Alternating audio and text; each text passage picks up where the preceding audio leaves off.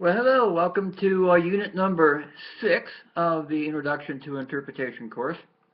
This particular unit is on objectives. And to me, this is one of the most important units of the Introduction to Interpretation course because all of the courses, all other 7 courses that we have, objectives are a key part of the planning and design of literally interpretive anythings.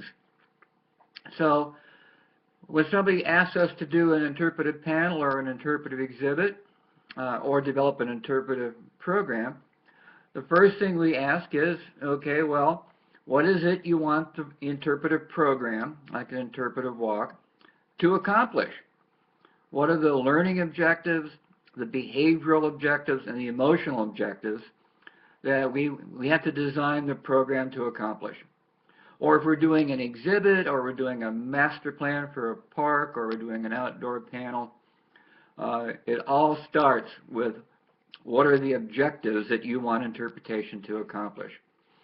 Now, in the textbook that you have, and I also attached another article on themes and objectives, we'll work on themes next, are examples of objectives. I've also given you a theme and objectives for a project that I teach in my live courses. This is having people design an interpretive panel. And I give them the interpretive theme, and I give them the objectives, and then they have to come up with a design that accomplishes those objectives. That's the design and the label copy, the text. I'm not asking you to design anything. I'm not interested in seeing your artwork, knowing what kind of grade you got in your 3rd grade art class. I'm just asking you to do a couple things. One, write the objectives for a program or an exhibit or a panel that you might like to do, or one that you are doing, and you can make one up. Remember, objectives are measurable, so we always say, at the end of the interpretive program, the majority of people, that means at least 51%, will be able to describe or list or name or illustrate some behavior as a result of the program. So learning objectives are, as an example, the majority of people at the end of the program can name 3 medicines that have came from wildflowers, or that were discovered from wildflowers.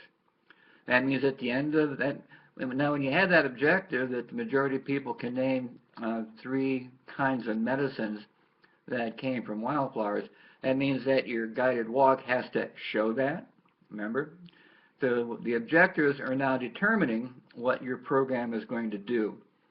The behavioral objectives are things that you might want people to do as a result.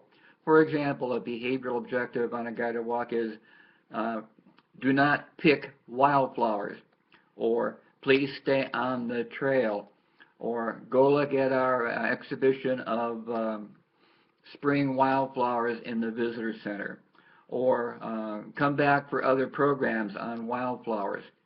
So behavior is something you want people to do. You may want them to become a volunteer for your organization. That's a behavioral objective. Emotional objectives are the things that drive the behavior objectives. And by now, I hope you figured out that this is how advertisements and commercials on TV work. They know who the audience is. They have a behavioral objective, like they want you to buy a certain kind of car or buy a certain type of food. And then the emotional objectives are the things that get you to feel that, gee, buying that car is in my best interest, or feel good about donating money to some organization.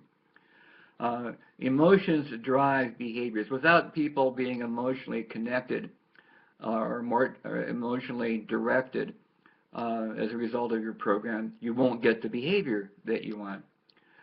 For example, people can remember that there's 3 kinds of plants that were used for medicine, but they might not be motivated to not pick wildflowers, so at the end of that program they come home knowing the 3 answers, but they also come home with a fistful of wildflowers. So the emotional and behavioral objectives are really kind of the money shots in these things, especially for if you're doing a TV commercial. So your assignment is to write the learning, behavioral, and emotional objective for a program, a guided walk, or an exhibit that you'd like to do. And then explain to me, I don't want you to draw anything, just describe to me how each of those objectives that you have written you see being actually accomplished. And when you get that figured out, send it back to me. We'll have a look at it. Remember, this is in the model of interpretation. It's that upper left-hand corner box. We're going to work on themes next and storylines. So we're slowly putting together everything bit by bit. So have patience. We're getting there. And I'll look forward to seeing you as we get on to the next unit. So enjoy developing interpretive objectives.